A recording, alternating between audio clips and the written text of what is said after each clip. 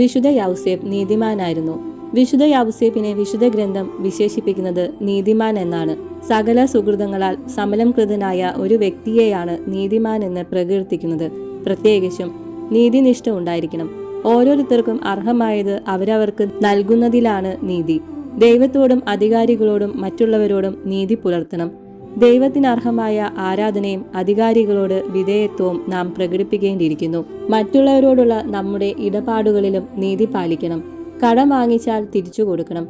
മറ്റുള്ളവരുടെ വസ്തുവകകൾക്ക് നാശം വരുത്തിയാൽ നഷ്ടപരിഹാരം നൽകേണ്ടതാണ്.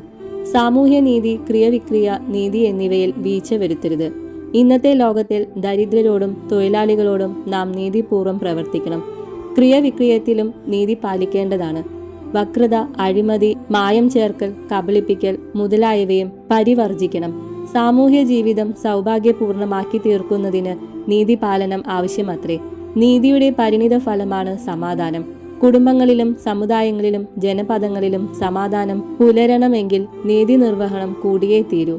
നീതി സ്നേഹത്താൽ മൃദുലമാകപ്പെടേണ്ടിയിരിക്കുന്നു.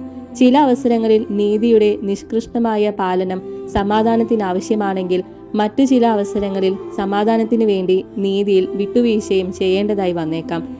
വിവേകവും ഉപവിയും അതിന് മാർഗനിർദ്ദേശം നൽകുന്നു. പരിശുദ്ധ കന്യക ഗർഭിണിയായിരിക്കുന്ന വിവരം യൗസേപ്പ് മനസ്സിലാക്കുന്നു. എന്നാൽ അദ്ദേഹം പരിശുദ്ധ കന്യകയുടെ ആത്മാർത്ഥതയെ ചോദ്യം ചെയ്യുവാൻ മുതിരുന്നില്ല. അഗ്രാഹ്യമായ വസ്തുക്കളിൽ ദൈവപരിപാലനയുടെ വൈഭവം സത്യം വെളിവാക്കുമെന്നുള്ള പ്രത്യാശ മാർ യൗസേപ്പിനുണ്ടായിരുന്നു. പരിശുദ്ധ കന്യകയുടെ അഭിമാനത്തെ നിഹനിക്കുകയോ മറ്റെന്തെങ്കിലും നടപടികൾ നടത്തുകയോ ചെയ്യാതെ വിശുദ്ധ യൗസേപ്പ് രഹസ്യത്തിൽ മേരിയെ പരിത്യജിക്കുവാനാണ് ആലോചിച്ചത്. നമ്മുടെ പിതാവായ മാർ യൗസേപ്പിൽ ഉപവിയും നീതിയും വിവേകവും മറ്റെല്ലാ സുഹൃതങ്ങളും പൂർണ്ണമായ വിധം പ്രശോഭിച്ചിരുന്നുവെന്ന് മനസ്സിലാക്കാം. ഉപവിയുടെ ഉന്നതമായ പദവി ഉള്ളവർക്ക് ബാക്കി എല്ലാ സുഹൃതങ്ങളും ഒരു പരിധിവരെ ഉണ്ടാകും. എല്ലാ സുഹൃതങ്ങളും വിവേകത്താൽ നയിക്കപ്പെടുകയും ഉപവിയാൽ സജീവമാക്കപ്പെടുകയും ചെയ്യണം.